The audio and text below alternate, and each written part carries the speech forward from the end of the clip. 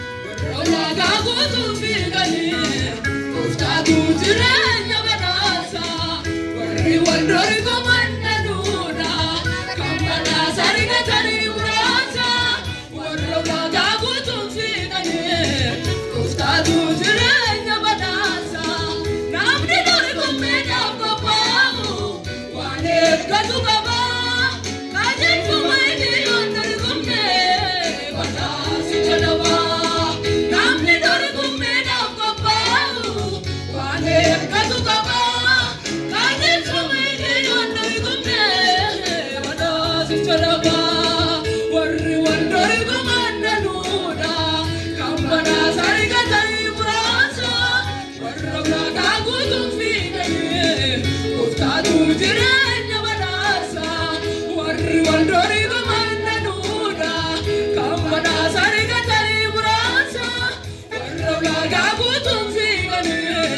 Gooftaatu jireenya badhaasa namni dorgommiidhaan qophaa'u waan eeggatu qaba qajeelfama hidhiyoon dorgomne badhaasi jalaba namni dorgommiidhaan qophaa'u waan eeggatu qaba qajeelfama hidhiyoon dorgomne badhaasi jalaba namni dorgommeetti jiru akka seera isaatti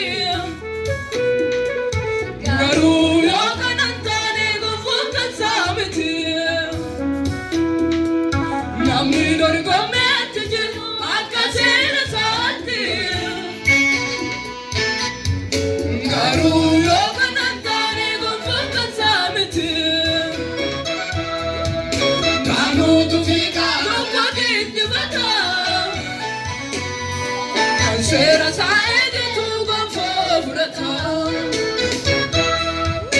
kaanuutu fiigaa tokko giddifata